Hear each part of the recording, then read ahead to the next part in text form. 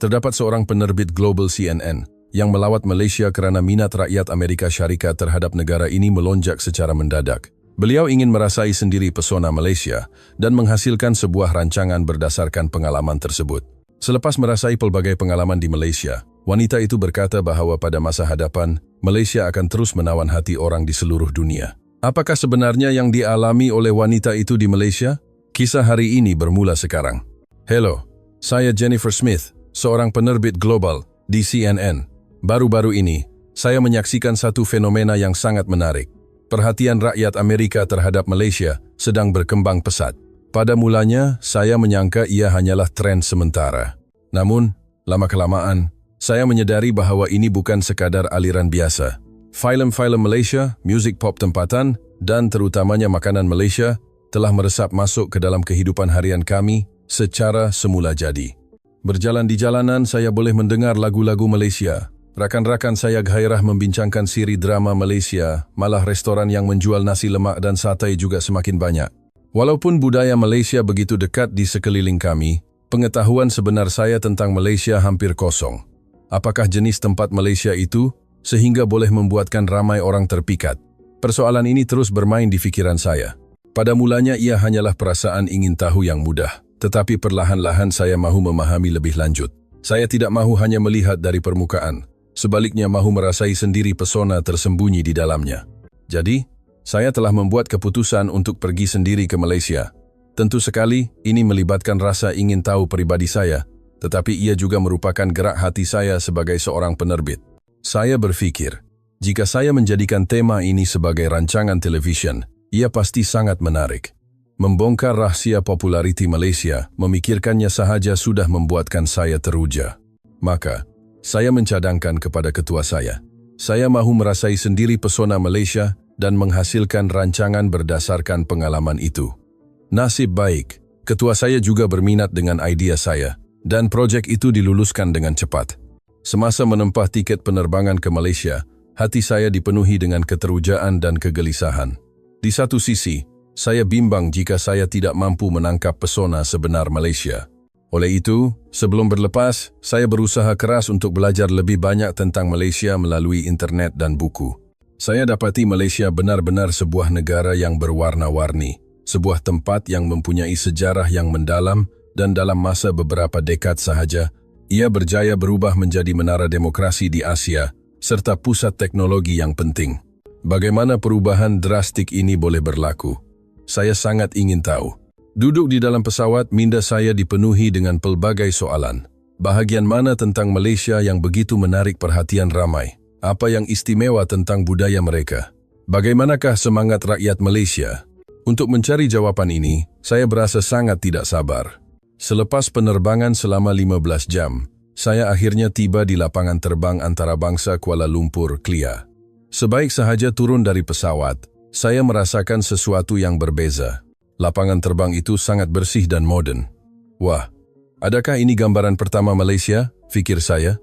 Namun, saya juga merasakan, ini pastinya bukan keseluruhan rupa sebenar Malaysia. Budaya, semangat, dan sesuatu yang membuatkan mereka berbeza. Saya percaya tugas saya adalah untuk mencari semua itu. Saya memutuskan untuk tidak mempunyai sebarang prasangka, dan hanya menggunakan hati yang terbuka untuk merasai tempat ini.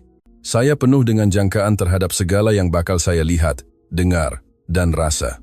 Sekarang apabila saya mengenangnya kembali, kejahilan saya ketika itu mungkin satu rahmat kerana ia membolehkan saya melihat Malaysia tanpa sebarang prejudis. Dalam perjalanan dari Kelia ke pusat bandar Kuala Lumpur, saya tidak dapat mengalihkan pandangan saya daripada pemandangan di luar tingkap. Deretan pencakar langit mencanak naik seolah-olah mahu menembusi langit. Namun di antaranya, bangunan warisan lama masih kelihatan. Betapa luar biasanya kemodenan dan tradisi dapat hidup bersama seperti itu. Setibanya di Kuala Lumpur, tanggapan pertama saya ialah ia sangat bersih dan penuh bertenaga. Rasanya berbeza daripada bandar besar seperti New York atau Los Angeles. Jalanannya kemas dan teratur, orang ramai berpakaian moden dan bergerak pantas. Tetapi apa yang lebih mengejutkan saya ialah dalam suasana moden itu, tradisi masih kekal subur. Di tengah-tengah kawasan perniagaan yang sibuk, terdapat dataran merdeka yang bersejarah, dan di sebelah bangunan berteknologi tinggi, terdapat kampung tradisional seperti Kampung Baru. Pemandangan seperti ini belum pernah saya lihat sebelum ini. Selepas meletakkan bagasi di hotel, saya terus berjalan-jalan di jalanan. Pemandangan Kuala Lumpur sangat menarik. Di satu sudut terdapat kedai yang menjual telepon pintar terbaru, manakala di sudut lain terdapat peniaga pasar malam yang menyapa pelanggan dengan penuh semangat. Apa yang paling menarik perhatian saya adalah di sekitar Tugu Negara. Di celah-celah bangunan kerajaan yang moden, struktur bersejarah berdiri megah, menunjukkan martabat yang unik. Melihat pemandangan itu saya berpikir, inilah Malaysia. Berjalan di sekitar dataran Merdeka rasanya seperti memasuki dunia lain. Bangunan-bangunan kolonial yang indah dan suasana di sekelilingnya sangat mengagumkan, seolah-olah saya sedang melakukan pengembaraan merentas masa. Namun, sesuatu yang menarik berlaku. Semasa melawat, saya secara kebetulan bertemu dengan sebuah keluarga Malaysia. Mereka meminta saya untuk mengambil gambar mereka. Saya bersetuju dengan senang hati.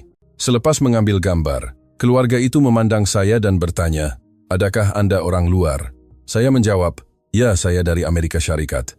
Tiba-tiba mereka mula bercakap dalam bahasa Inggris yang fasih. "Oh, Anda dari Amerika. Apa pendapat Anda tentang Malaysia?" Saya terkejut. Kebolehan bahasa Inggris mereka sangat luar biasa. Kami berbual seketika, dan dalam proses itu, saya membetulkan satu salah faham yang saya pegang selama ini. Saya menyangka rakyat Malaysia mungkin agak malu dengan orang asing, tetapi keluarga ini sangat mesra dan terbuka, malah menjemput saya makan bersama. Tentu sekali, disebabkan faktor masa, saya tidak dapat menerima jemputan itu. Tetapi pada saat itu, saya merasai sendiri kehangatan dan kemurahan hati rakyat Malaysia. Melalui pengalaman ini, saya menilai semula prejudis saya terhadap budaya Malaysia. Menjelang senja, saya menaiki menara berkembar Petronas, KLCC. Pemandangan malam Kuala Lumpur dari sana benar-benar seperti mimpi. Di antara pencakar langit yang tinggi, lampu-lampu kota bercahaya dengan indah. Melihat pemandangan itu, saya merasakan bandar ini mempunyai sesuatu yang istimewa. Di dek pemerhatian KLCC, saya terdengar perbualan sepasang kekasih warga asing. Mereka berkata, "Bandar ini sangat cantik, tetapi adakah ia terlalu sibuk dan penuh persaingan?" Mendengar kata-kata itu saya juga termenung. Di sebalik pemandangan indah ini, apakah rupa sebenar Malaysia yang tersembunyi? Sepanjang hari itu, melihat pelbagai rupa Kuala Lumpur, idea yang muncul di minda saya ialah, bandar ini sangat berwarna-warni.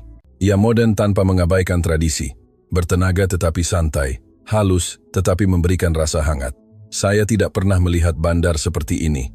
Pada saat itulah, saya menyadari bahwa pesona Malaysia terletak pada integrasi ini, gabungan antara lama dan baru, tradisi dan moden, alam semula, jadi dan bandar. Segala-galanya bergabung dengan sempurna, itulah wajah sebenar Malaysia. Begitulah saya menghabiskan hari pertama saya. Kembali ke hotel, hati saya berdebar. Ini barulah permulaan. Pasti ada lebih banyak kejutan dan penemuan menanti saya. Idea itu ternyata benar. Keajaiban Malaysia yang saya alami tidak berakhir di situ.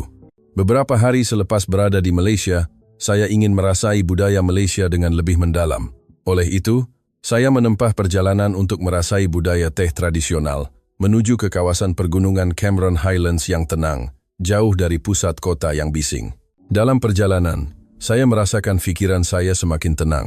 Setibanya di sana, apa yang mengejutkan saya ialah pakar teh di sana lebih moden daripada yang saya bayangkan. Mereka menggunakan telepon pintar dan boleh berbual dalam bahasa Inggris yang fasih. Ini membuatkan saya terfikir, wah, adakah ini budaya tradisional Malaysia? Program hari pertama termasuk pengalaman merasa teh. Pakar teh menghidangkan teh Cameron yang tradisional. Aromanya sangat harum. Pakar teh berkata, "Sila nikmati perlahan-lahan." Saya cuba mengekalkan adab. Namun, semasa meminum teh, saya melakukan satu kesilapan besar. Saya terlalu kagum dengan rasa dan aroma teh itu, sehingga tanpa sadar saya berkata dengan kuat, sedapnya. Pada saat itu, suasana sekeliling tiba-tiba menjadi sunyi. Saya rasa seolah-olah semua orang memandang saya. Ekspresi pakar teh juga seakan-akan menjadi kaku. Seorang peserta Malaysia yang duduk di sebelah saya berbisik di telinga saya. Semasa merasa teh, semua orang biasanya diam untuk merasai teh itu dengan tenang. Ini adalah masa untuk fokus kepada perasaan yang dibawa oleh teh ke dalam hati. Serta-merta saya berasa sangat cemas dan malu. Muka saya menjadi merah. Bagaimana saya mahu membetulkan keadaan ini? Akhirnya saya memutuskan untuk memohon maaf kepada pakar teh selepas sesi berakhir. Dengan bantuan penterjemah, saya menjelaskan kesilapan saya dan meminta maaf. Saya benar-benar minta maaf karena rasa teh ini terlalu mengagumkan, saya tanpa sadar telah bersuara. Saya tidak begitu memahami budaya merasa teh di Malaysia. Ketika itu, pakar teh tersenyum dan berkata, "Tidak mengapa, kekaguman Anda sebenarnya menunjukkan nilai teh kami dengan baik. Cuma, makna sebenar merasa teh adalah untuk mendengar suara hati sendiri bukan suara luar, tetapi suara dalaman. Jika peluang ini dapat membuatkan Anda memahami perkara itu dengan lebih mendalam, maka ia adalah satu pengalaman yang sangat baik." Mendengar kata-kata itu, perasaan saya menjadi lega. Pada masa yang sama saya seolah-olah menyadari sesuatu. Saya memahami bahwa budaya teh di Malaysia bukan sekadar meminum teh, tetapi satu cara untuk melihat diri sendiri dan mencari ketenangan hati. Selepas pengalaman itu, segala aktiviti di ladang teh terasa berbeza bagi saya. Pemerhatian pagi, meditasi, makanan sihat semuanya bukan lagi sekadar upacara, tetapi mengajar saya satu sikap hidup. Terutamanya semasa merasai teh sekali lagi, saya belajar untuk mendengar suara hati sendiri sambil menikmati aroma teh. Selesai pengalaman itu, semasa pulang, saya memikirkan sekali lagi tentang kedalaman budaya Malaysia. Walaupun secara luaran ia kelihatan moden dan berubah pantas, di dalamnya terdapat tradisi yang lama dan falsafah yang mendalam yang masih kekal subur. Dan tradisi ini masih diteruskan dengan bermakna dalam masyarakat moden. Perkara ini sangat mengejutkan saya. Pengalaman ini memberikan saya perspektif baru dalam melihat budaya Malaysia. Saya menyadari bahwa apa yang penting bukan sekadar luaran, tetapi memahami makna dan semangat yang terkandung di dalamnya. Saya juga terfikir mungkin budaya yang mendalam inilah yang menjadi penggerak kepada pembangunan moden Malaysia. Dalam perjalanan pulang ke Kuala Lumpur, saya tiba-tiba terfikir, pesona budaya Malaysia rupa-rupanya ada di sini. Tradisi dan kemodenan hidup harmoni dan terus mencipta makna baru. Terima kasih kepada pengalaman ini, saya semakin mahu mengenali Malaysia dengan lebih mendalam. Selepas kembali dari Cameron Highlands, saya mahu merasai sisi moden Malaysia. Terutamanya, saya mendengar bahwa Malaysia adalah negara teknologi. Pertama sekali, yang saya alami ialah internet berkelajuan tinggi di Malaysia. Kelajuan Wi-Fi hotel sudah mengejutkan saya, tetapi Wi-Fi awam di jalanan malah lebih laju kelajuan yang sukar dibayangkan di New York. Saya berfikir, rupa-rupanya, inilah sebabnya penstreaman langsung di Malaysia begitu berkembang. Keesokan harinya, saya melawat pusat elektronik besar di Loyat Plaza. Produk elektronik terbaru yang saya lihat di sana benar-benar menakjubkan. Peralatan rumah pintar yang dikawal suara, pelbagai peranti AI, televisyen ultra nipis yang boleh digantung di dinding, rasanya seperti berada di masa hadapan. Namun, sesuatu yang menarik berlaku di sini. Saya teragak-agak di hadapan sebuah produk pameran seketika. Seorang juru jual datang bertanya, "Adakah Anda mempunyai sebarang pertanyaan mengenai produk ini?" Saya menjawab dalam bahasa Inggris, "Ya, apa fungsi spesifik produk ini?" Tanpa disangka, juru jual itu kelihatan sedikit cemas dan berkata, "Sila tunggu sebentar," lalu membawa rakan setugas yang lain. Mungkin karena memberi penjelasan dalam bahasa Inggris adalah sukar baginya, tetapi rakan setugas yang dibawa segera menerangkan produk itu kepada saya dalam bahasa Inggris yang fasih. Melalui pengalaman ini, saya melihat dua sisi Malaysia. Satu ialah perkembangan teknologi canggih, dan satu lagi ialah usaha untuk menjadi global. Walaupun tidak semua orang fasih berbahasa Inggris, mereka mempunyai sistem untuk menanganinya apabila diperlukan. Perkara ini sangat mengagumkan saya. Seterusnya, saya merasai proyek Bandar Pintar Malaysia. Saya melawat kawasan perintis Bandar Pintar di Cyberjaya. Apa yang saya lihat di sana sangat menakjubkan. Sistem pengumpulan sampah automatik bawah tanah, lampu jalan yang boleh dikawal jauh, papan tanda pintar yang memberikan maklumat trafik semasa. Melihat semua ini berfungsi secara realiti terasa sangat ajaib. Namun saya juga memikirkan sisi lain pembangunan teknologi ini. Di dalam LRT, ramai orang hanya memandang telepon pintar mereka. Di restoran, ahli keluarga masing-masing melihat telepon daripada berbual. Melihat pemandangan ini, saya mula memikirkan kesan perkembangan teknologi terhadap hubungan sesama manusia. Membawa keraguan ini, saya melawat sebuah syarikat teknologi Malaysia. Di sana, saya bertanya kepada seorang kaki tangan tentang pemikiran saya. Beliau menjawab, "Ya, kami juga sedang memikirkan masalah ini. Jadi baru-baru ini, kami juga giat membangunkan aplikasi kesihatan digital, yaitu teknologi untuk menggunakan produk digital secara sihat." Mendengar kata-kata itu, Saya sekali lagi memuji teknologi Malaysia. Kebolehan untuk menyedari masalah dan menggunakan teknologi semula untuk menyelesaikannya benar-benar mengagumkan saya. Dalam proses merasai teknologi Malaysia, idea yang muncul di minda saya ialah tempat ini benar-benar berubah dengan sangat cepat. Dan saya merasakan pusat kepada perubahan itu adalah semangat dan imajinasi rakyatnya. Selepas merasai teknologi canggih, kali ini saya berharap dapat memerhati kehidupan harian rakyat Malaysia dari dekat. Jadi saya memutuskan untuk berjalan-jalan di kawasan perumahan di Kuala Lumpur seorang diri tanpa penterjemah. Pada awal pagi di lorong-lorong kecil, perut saya tiba-tiba berasa lapar. Kebetulan saya terjumpa sebuah kedai makan kecil, tetapi masalahnya ialah menu semua dalam bahasa Melayu, tiada menu bahasa Inggris maupun gambar. Saya buntu. Saya memberanikan diri masuk ke kedai. Makcik pemilik kedai melihat saya dan memberikan senyuman lebar. Saya bertanya dalam bahasa Inggris, "Apa yang sedap di sini?" Makcik itu kelihatan sedikit bingung, tetapi segera menerangkan sesuatu menggunakan bahasa isyarat, kemudian menunjukkan isyarat tunggu sekejap dan masuk ke dapur. Seketika kemudian, makcik itu keluar membawa pinggan kecil yang berisi beberapa jenis lauk, sambal, ikan bilis, telur, dan rendang. Makcik itu menunjuk satu persatu dan memberitahu namanya secara perlahan-lahan.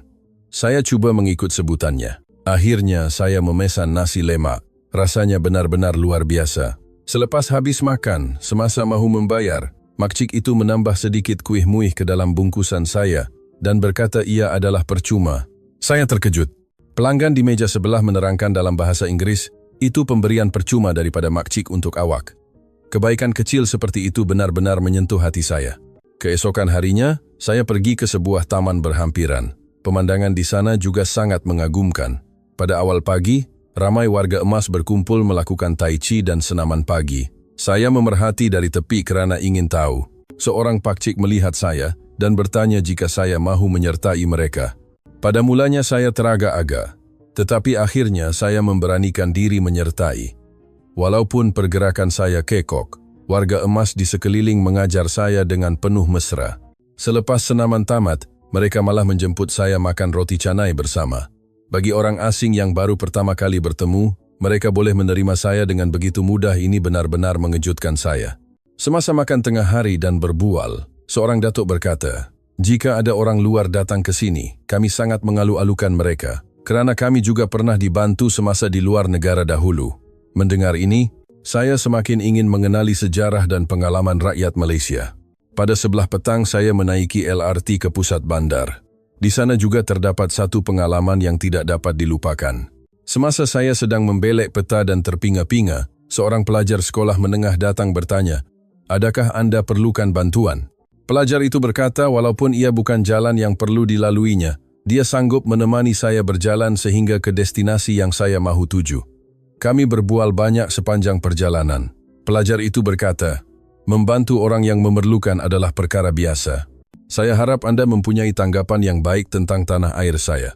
Keikhlasan itu benar-benar menyentuh hati saya. Mengakhiri hari itu, saya memikirkan secara mendalam tentang kehangatan dan kemesraan rakyat Malaysia. Pada mulanya saya menyangka ia hanyalah kebaikan terhadap orang asing. Tetapi kemudian saya merasakan ini mungkin elemen sebenar yang membuatkan Malaysia istimewa. Selepas merasai kehangatan rakyat Malaysia, kali ini saya mahu memahami sistem masyarakat Malaysia dengan lebih mendalam.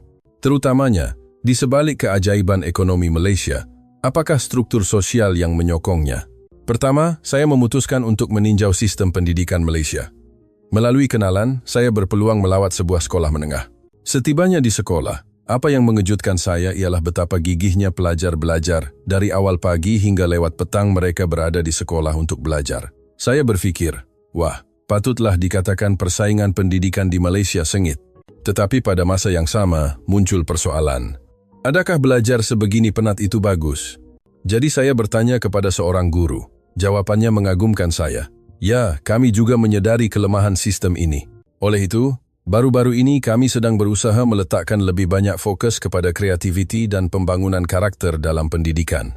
Mendengar ini, saya melihat sisi lain pendidikan Malaysia menyadari masalah dan berusaha memperbaiki serta keinginan untuk berubah.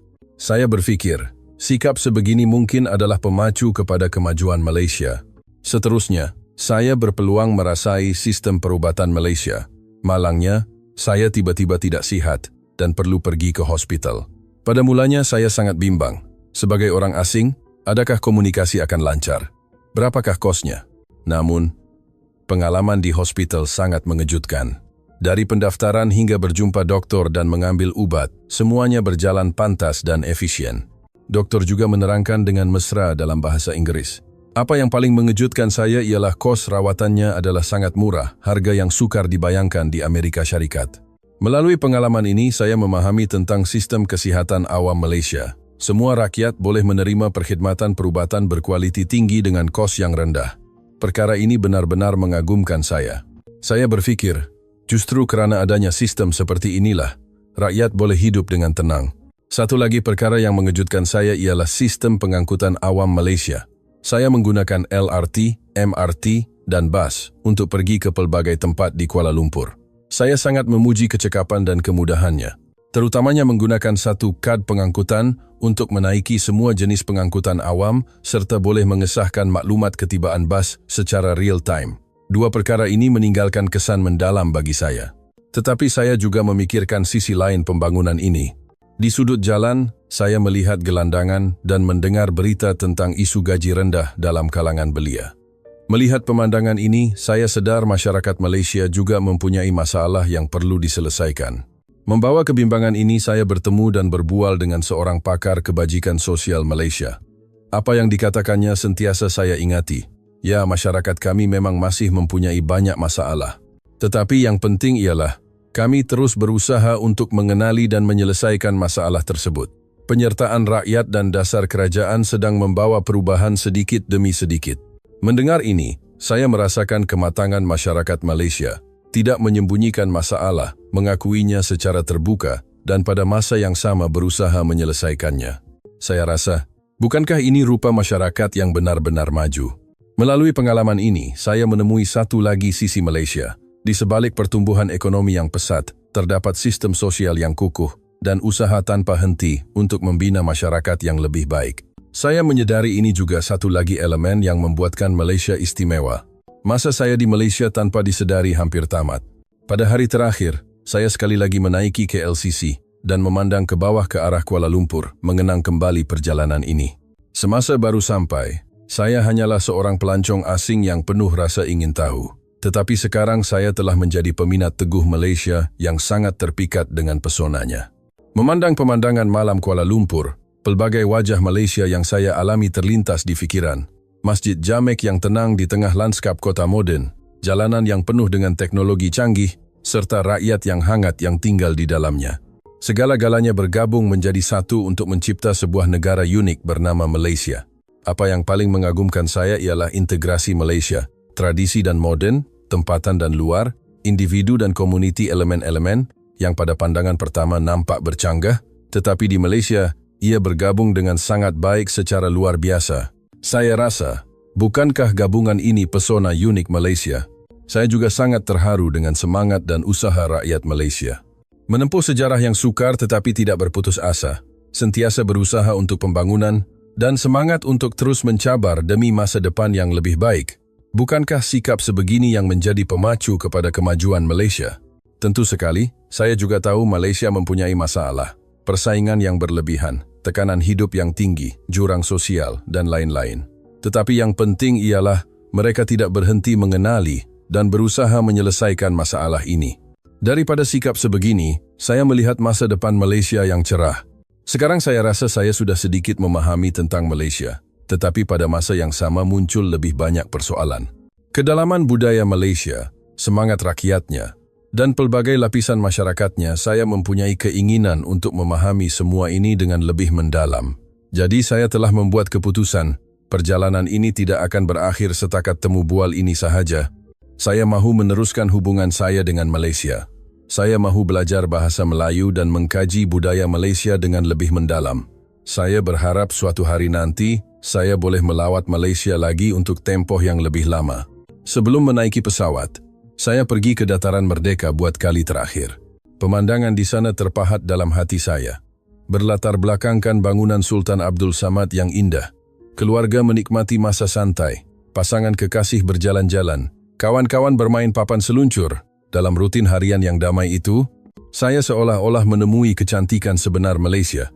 Mengingat kembali pengalaman di Malaysia, saya tiba-tiba terfikir, saya akhirnya faham mengapa orang di seluruh dunia terpikat dengan Malaysia.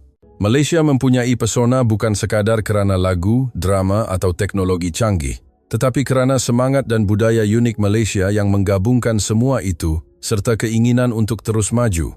Saya menyadari itulah pesona sebenar Malaysia. Menaiki pesawat, saya memandang Kuala Lumpur buat kali terakhir dan berjanji dalam hati, saya pasti akan datang lagi. Pada masa itu saya mahu merasai Malaysia dengan lebih mendalam dan lebih lama. Sekarang saya akan pulang ke New York dan merancang untuk menghasilkan satu rancangan televisyen daripada semua pengalaman ini. Tetapi saya rasa itu bukan penamat, sebaliknya satu permulaan yang baru. Semakin mengenali Malaysia, semakin saya mahu tahu lebih banyak perasaan ini mungkin benar-benar pesona Malaysia. Malaysia, terima kasih banyak-banyak. Pengalaman kali ini mencipta kenangan yang tidak akan dilupakan seumur hidup saya. Saya percaya pada masa hadapan, Anda akan terus menawan hati orang di seluruh dunia kerana pesona Malaysia adalah tanpa batas. Selamat tinggal bukan? Patut dikatakan, jumpa lagi Malaysia. Saya sayang Anda. Kedua, kebenaran di sebalik budaya. Di sini ada seorang pelajar universiti wanita dari Denmark yang mendakwa bahawa drama Malaysia, teh tarik, satai, dan pelbagai budaya Malaysia yang lain semuanya adalah dari Cina. Ramai rakan berasa terkejut dengan dakwaan pelajar ini, namun dia berkeras bahawa itu semua milik Cina. Apakah yang sebenarnya berlaku? Mari kita lihat kisah hari ini. Hello, saya Maja. Saya dilahirkan di Skagen dan kini belajar di Universiti Aarhus. Negara kami, Denmark, terletak di hujung selatan semenanjung Skandinavia di Eropah, terdiri daripada sebuah semenanjung kecil dan lebih daripada 400 buah pulau. Pada masa yang sama, ia adalah salah satu negara dengan taraf hidup dan kebajikan tertinggi di dunia. Skagen, tempat saya tinggal, terletak di hujung utara Denmark, sebuah bandar kecil dengan pesisir pantai Grenen yang indah. Sebelum masuk ke universiti, saya sentiasa tinggal di Skagen. Kerana kedudukannya di utara Denmark, walaupun kini ramai pelancong dari seluruh dunia datang melawat setiap tahun, semasa saya kecil, tidak banyak pelancong seperti sekarang. Kalau ada pelancong pun, biasanya mereka datang dari negara-negara Eropah. Oleh itu, saya tidak begitu memahami negara-negara Asia, dan secara semula jadi tidak berpeluang untuk bersentuhan dengan budaya Asia. Semasa belajar sejarah dunia di sekolah menengah rendah, walaupun kami belajar tentang negara-negara Asia Timur, kebanyakannya adalah tentang kedudukan benua Asia, tamadun kuno Cina, serta pertumbuhan pesat ekonomi negara besar seperti Cina. Jadi, mengenai Malaysia, saya hampir tidak pernah mendengarnya. Pada masa itu saya hanya tahu Malaysia adalah sebuah negara kecil di Asia. Begitulah saya melangkah ke sekolah menengah atas dan buat pertama kalinya bertemu dengan pelajar dari Asia. Rakan itu ialah Lily yang datang dari Cina. Ini kali pertama saya melihat orang timur sebaya saya dari dekat. Rasanya sangat baru dan menarik. Pada mulanya bukan saya sahaja, malah ramai kawan lain berminat dengan Lily yang datang dari Asia. Tetapi Lily tidak bergaul baik dengan rakan-rakan. Punca utamanya ialah Lily tidak mementingkan kebersihan. Rambutnya sentiasa berminyak, dan jika mendekatinya, Anda akan tercium bau yang kurang menyenangkan. Malah ramai kawan melihat dia tidak mencuci tangan selepas keluar dari tandas. Kami di Denmark, secara tradisinya mempunyai budaya mandi yang sangat berkembang. Orang Denmark akan menikmati sauna bersama, dan mandi sekali sehari adalah perkara biasa. Pada musim sejuk, mereka malah lebih kerap mandi atau berendam. Bagi orang Denmark, mandi bukan sekadar untuk kebersihan, tetapi juga satu cara pergaulan sosial dan pengurusan diri. Oleh itu, rakan-rakan di Denmark sentiasa kelihatan bersih dan kemas. Pada mulanya, ramai kawan berminat dengan Lily, tetapi kerana dia tidak mementingkan kebersihan, ramai yang tidak suka mendekatinya. Saya juga seolah-olah mula mempunyai tanggapan bahawa orang Asia jarang mandi disebabkan Lily. Beberapa orang rakan pernah menasihati Lily dengan sopan supaya pergi mandi, tetapi Lily memberikan riak wajah yang sangat tidak senang dan berkata ia membuatkannya tidak selesa, lalu memandang rakan-rakan Denmark dengan pandangan yang tidak faham. Walaupun ada beberapa rakan yang memberitahu, Lily tetap tidak berubah. Sejujurnya, saya juga tidak suka mendekati Lily. Kerana rakan-rakan lain akan mengelak sebaik sahaja melihat Lily datang, Lily mungkin berasa dirinya didiskriminasi secara kaum dan pergi mengadu kepada guru. Guru berkali-kali memberitahu kami bahawa diskriminasi kaum adalah perbuatan yang tidak baik, dan meminta kami lebih menjaga Lily, malah memarahi rakan-rakan yang menyuruh Lily mandi. Akibatnya, rakan-rakan semakin membenci Lily. Akhirnya, Lily tidak mempunyai kawan langsung dan sentiasa bersendirian. Saya juga tidak rapat dengan Lily. Namun, dalam keadaan begini, berlaku sesuatu yang membuatkan saya mempunyai urusan dengan Lily. Semasa saya di sekolah menengah atas, platform penstreaman global baru sahaja masuk ke bandar kecil kami. Saya menonton banyak kandungan film dari pelbagai negara melalui platform tersebut, dan antaranya saya menonton drama dari negara Asia. Antaranya ialah sebuah film animasi dan drama romantik yang sangat menarik. Drama itu sangat seronok dan menyentuh hati. Pelakon-pelakonnya sangat cantik dan kacak. Saya rasa ia lebih menarik daripada mana-mana drama televisyen yang pernah saya tonton setakat ini. Saya terus terpikat. Kerana drama itu adalah kandungan dari Asia, saya tanpa berfikir panjang menyangka ia adalah drama buatan Cina. Oleh itu, saya secara aktif pergi mencari Lily dan berkata, "Saya menonton drama itu, ia sangat bagus. Cina memang pandai buat drama televisyen ya." Pada masa itu, walaupun saya tidak menyukai Lily, tetapi kerana tersentuh dengan drama itu, saya mula memandang serong kepada Lily yang datang dari negara yang menghasilkan drama hebat sedemikian. Mendengar kata-kata saya, Lily sangat gembira dan mula bermegah bahawa Cina memang sangat pandai menghasilkan drama. Lily juga memberitahu saya dia sangat suka menonton drama. Selepas itu, kami seolah-olah perlahan-lahan menjadi rapat kerana menonton drama bersama. Saya dan Lily menonton pelbagai kandungan drama, tetapi semasa bersama Lily kami menonton banyak drama Asia. Suatu hari, semasa saya dan Lily menonton sebuah drama mengenai isu sosial, saya bertanya kepadanya, "Sangat bagus. Bagaimana Cina boleh menghasilkan drama sebegini?" Lily menunjukkan rupa yang sangat bangga dan berkata, "Cina adalah negara yang memang hebat." Melihat wajahnya itu, saya semakin yakin bahawa semua drama yang saya tonton itu adalah dari Cina. Pada masa itu, saya tidak pernah mendengar dialek atau logat khas Malaysia. Pengalaman dan pengetahuan saya tentang Asia juga tidak mencukupi. Saya tidak pernah bersentuhan dengan budaya Malaysia dan Cina, jadi saya langsung tidak terfikir bahawa itu mungkin drama Malaysia. Sebaliknya, saya merasakan budaya Cina memang sangat luar biasa. Disebabkan drama, saya dan Lily menjadi kawan. Rakan-rakan lain berasa pelik melihat saya berjalan bersama Lily, tetapi saya seolah-olah sudah ketagih dengan drama itu sehingga boleh menahan bau kurang enak pada badan Lily. Lily bukan sahaja bercerita tentang drama, malah memberitahu saya banyak tentang kelebihan negara Cina dan memperkenalkan makanan terkenal Cina. Saya mula merasakan Cina adalah sebuah negara ekonomi yang besar, pandai buat drama, dan budaya makanannya juga sangat hebat. Begitulah saya menamatkan sekolah menengah dengan fantasi dan jangkaan terhadap Cina, lalu menyambung pelajaran di Universiti Aarhus. Universiti Aarhus terletak kira-kira 5 jam perjalanan dari Skagen tempat saya tinggal, jadi saya mula tinggal di asrama.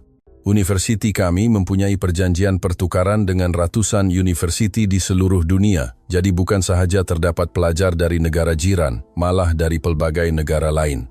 Antaranya juga terdapat orang Cina dan orang Malaysia. Satu-satunya orang timur yang pernah saya lihat dari dekat hanyalah Lily. Selepas masuk universiti, barulah saya pertama kali bertemu dengan orang Malaysia. Pelajar Malaysia di universiti sangat berbeza dengan Lily. Rambut mereka langsung tidak berminyak. Malah kualiti rambut mereka sangat lembut dan berkilat seperti sutera. Kulit mereka juga kelihatan sangat bersih dan segar. Saya pada asalnya menyangka semua orang Asia jarang mandi. Jadi melihat pelajar Malaysia itu benar-benar mengejutkan saya. Terutamanya kualiti rambut mereka sangat bagus sehingga mencemburukan. Ia kelihatan bersinar dan lembut, saya malah teringin mahu menyentuhnya. Walaupun mereka sama-sama orang timur, pelajar Malaysia kelihatan lebih bertenaga daripada pelajar Cina.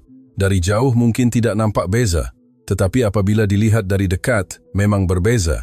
Saya rasa ia sangat ajaib. Kerana melihat pelajar Malaysia, saya mula berminat dengan Malaysia. Ramai rakan di universiti tahu tentang Malaysia. Saya hanya tahu tentang budaya Cina yang diceritakan oleh Lily. Jadi saya sangat ingin tahu tentang budaya Malaysia yang diceritakan oleh rakan-rakan. Oleh itu, saya menyertai kelab budaya Asia. Dalam kelab budaya Asia, bukan sahaja terdapat rakan-rakan dari negara Asia, malah dari pelbagai negara lain. Tetapi entah mengapa, seorang pun rakan dari Cina tiada. Saya rasa budaya Cina sangat hebat, tetapi tiada rakan Cina dalam kelab. Rasa agak pelik, namun saya tidak mengambil pusing hal itu. Apa yang lebih sukar untuk saya fahami ialah, ramai rakan dalam kelab mempunyai minat terhadap budaya Malaysia yang jauh lebih besar daripada budaya Cina. Setiap kali bertemu, rakan-rakan kelab berbual bukan tentang Cina, tetapi tentang drama dan film Malaysia. Ini membuatkan saya berasa sangat pelik. Drama-drama China yang saya tahu, mereka semua katakan itu adalah dari Malaysia.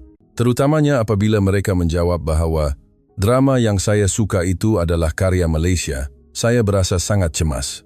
Mustahil. Saya berkeras mendakwa drama-drama itu milik Cina. Rakan-rakan semua memandang saya dengan wajah terkejut dan pelik. Selepas saya mengesahkan berkali-kali, barulah saya tahu bahwa drama-drama yang saya tahu itu rupa-rupanya semuanya dari Malaysia. Saya juga baru faham bahwa Lily telah membohongi saya selama ini.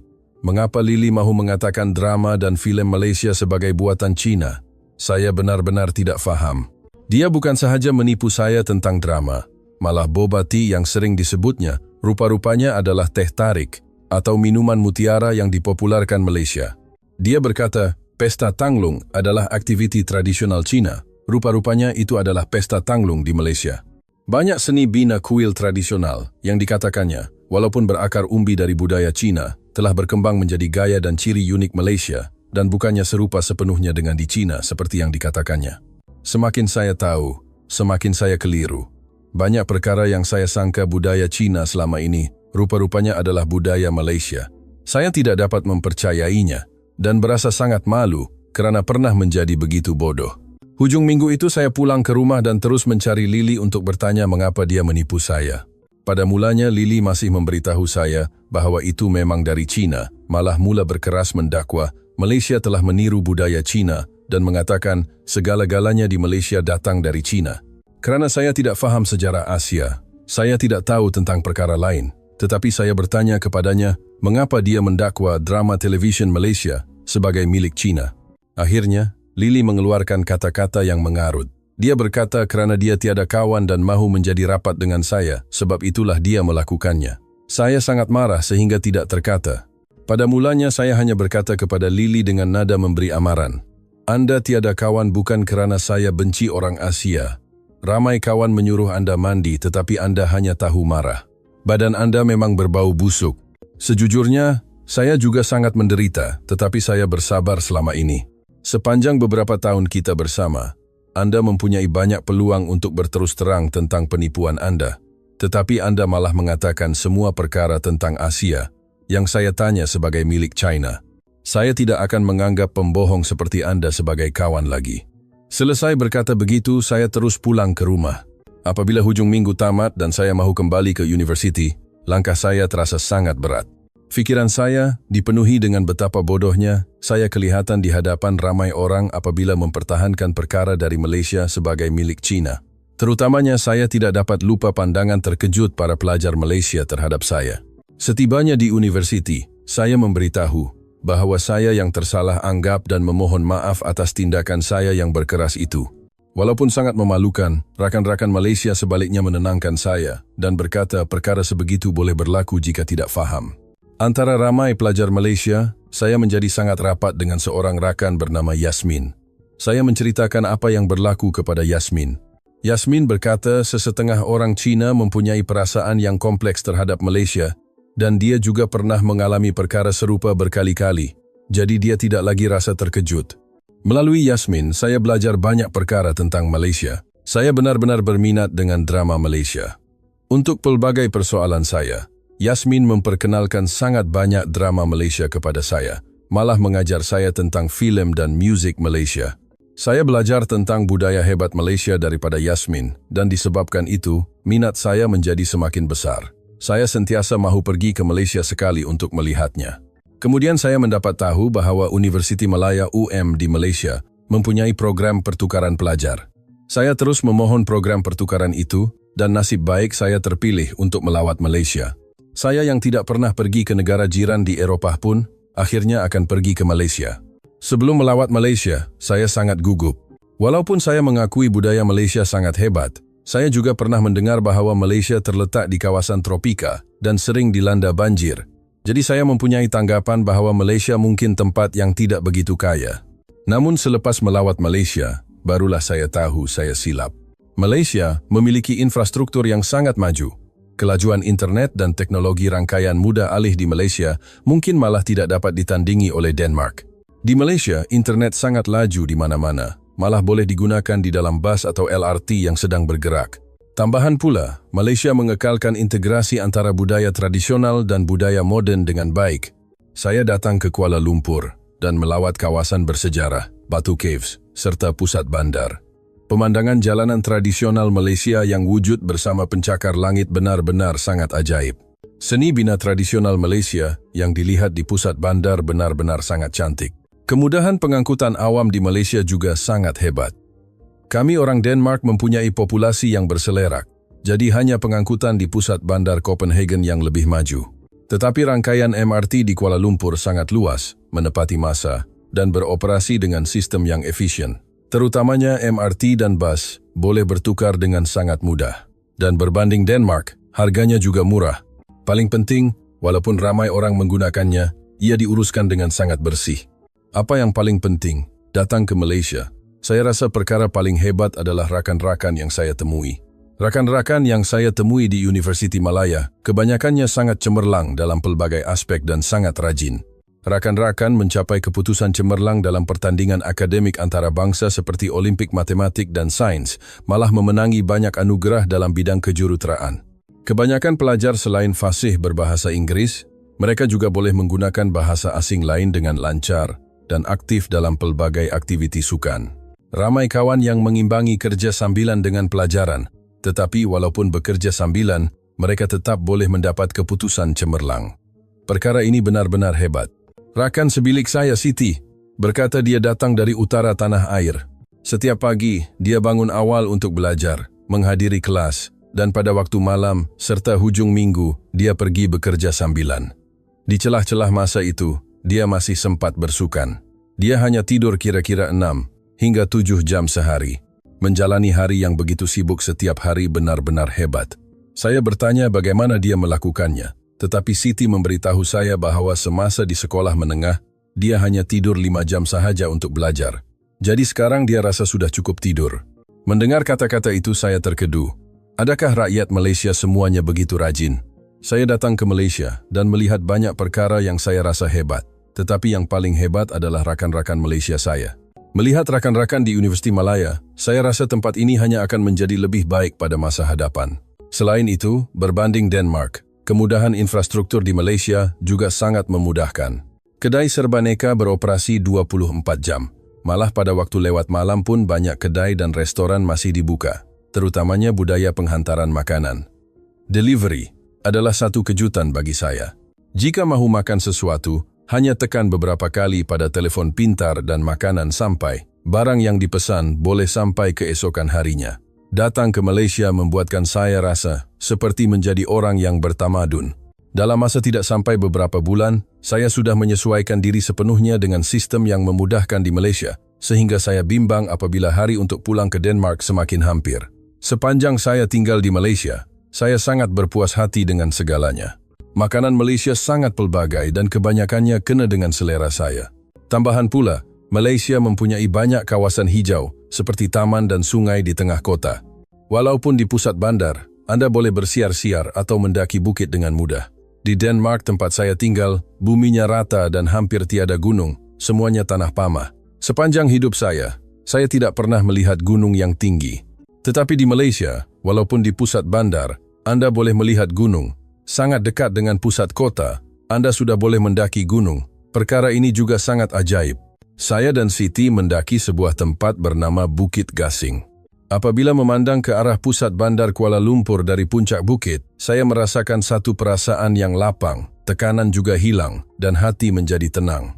Begitulah, dalam keadaan benar-benar terpikat dengan Malaysia, saya pulang ke Denmark. Selepas pulang ke Denmark, saya masih sangat meminati tempat bernama Malaysia ini. Setiap hari saya berbual dengan rakan-rakan tentang pengalaman saya di Malaysia. Malaysia yang saya alami adalah tempat yang sangat hebat, tetapi di Denmark masih ramai kawan yang tidak begitu mengenali Malaysia. Di universiti saya, rakan yang mengenali Malaysia agak ramai, tetapi dalam kalangan kawan di kampung halaman saya, ada yang seperti saya dahulu, hanya tahu Malaysia sebagai sebuah negara kecil di Asia, malah ada yang langsung tiada tanggapan tentang Malaysia. Apabila saya bercerita kepada kawan-kawan di kampung tentang pengalaman saya di Malaysia, mereka semua berasa sangat berminat. Baru-baru ini ramai kawan mula mencari maklumat tentang Malaysia selepas mendengar cerita saya. Alangkah bagusnya jika Malaysia dikenali oleh lebih ramai orang. Melihat ada rakan yang menganggap Malaysia sebagai tempat yang huru-hara dan mundur, saya rasa terkilan. Malaysia yang saya alami benar-benar tempat yang sangat hebat. Jika ada peluang, saya mahu menetap lama di Malaysia. Kesimpulan, para penonton sekalian, bagaimanakah kisah hari ini? Cik Jennifer, seorang penerbit dari Amerika Syarikat, dan Cik Maja, seorang pelajar universiti dari Denmark. Dua wanita dengan latar belakang yang berbeza sama sekali telah berkongsi kisah berharga tentang pengalaman mereka di atas pentas yang sama, yaitu Malaysia. Mengimbas kembali perjalanan mereka berdua, bukankah titik persamaan yang menghubungkan mereka adalah kegembiraan dalam mengetahui kebenaran serta saat di mana prasangka mereka cair? Cik Jennifer pada mulanya datang untuk mencari punca kebangkitan gelombang Malaysia dengan perspektif tajam seorang penerbit. Apa yang dilihatnya di sana bukan sekadar barangan populer atau kecantikan luaran. Di kaki pencakar langit yang menjulang tinggi, terdapat bangunan warisan yang menjaga sejarah. Di sebalik pemandangan teknologi canggih, terdapat ketenangan yang boleh dirasai dari secawan teh. Kemodenan dan tradisi, tempatan dan luar, bukanlah sesuatu yang bertentangan, sebaliknya saling berpadu untuk mencipta identiti yang penuh bertenaga. Apabila beliau memandang pemandangan malam dari KLCC, apa yang dilihatnya mungkin bukan sekadar cahaya lampu, tetapi semangat kehidupan rakyat yang bekerja keras di sana. Sifat kemanusiaan dan kelembutan yang tidak hilang dalam masyarakat yang mengejar kecekapan, itulah yang mungkin benar-benar menyentuh hatinya. Di sisi lain, kisah Cik Maja dari Denmark mengajar kita tentang keberanian untuk melihat kebenaran. Beliau pada mulanya gagal mengenali budaya Malaysia dengan betul disebabkan maklumat yang salah.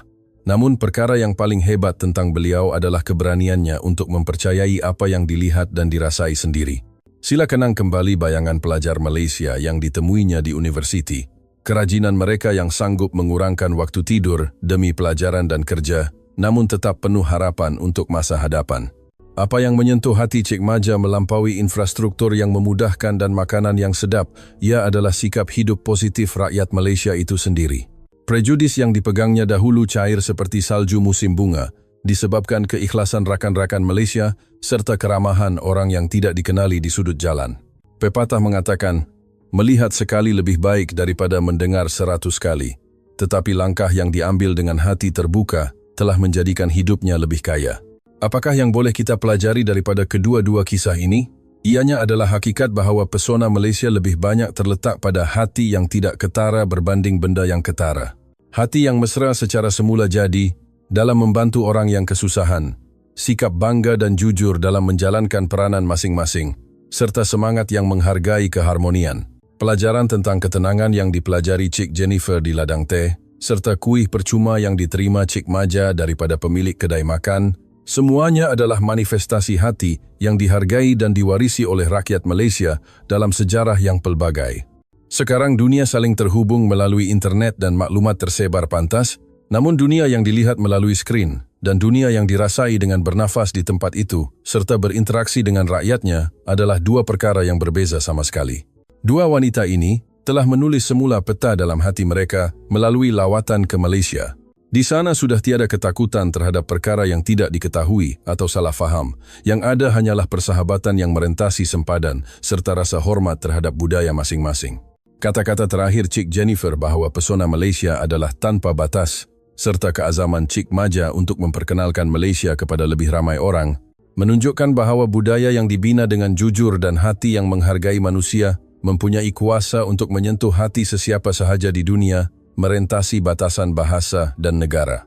Mungkin Malaysia adalah seperti sebuah cermin ajaib yang mampu memantulkan kelembutan dan kekuatan dalaman yang mungkin tidak disedari oleh pengunjung itu sendiri. Kepada penonton yang menonton kisah hari ini, jika Anda berasa penat dalam kehidupan harian atau mencari inspirasi baru, cubalah kenang kembali perjalanan kedua-dua individu ini. Walaupun ia kedengaran seperti kisah yang berlaku di sebuah negara Asia yang jauh, kehangatan dan kegembiraan penemuan yang mereka rasai di Malaysia pasti wujud dalam bentuk yang berbeza dalam rutin harian Anda juga. Kami berharap dengan tenang agar suatu hari nanti Anda juga dapat melangkah memulakan perjalanan mencari pesona Malaysia milik Anda sendiri. Pada masa itu, Malaysia pasti akan menyambut Anda dengan keindahan alamnya dan senyuman yang tidak berubah, sambil berkata, "Selamat datang." keindahan persefahaman antara manusia serta kemuliaan dalam mengetahui kebenaran.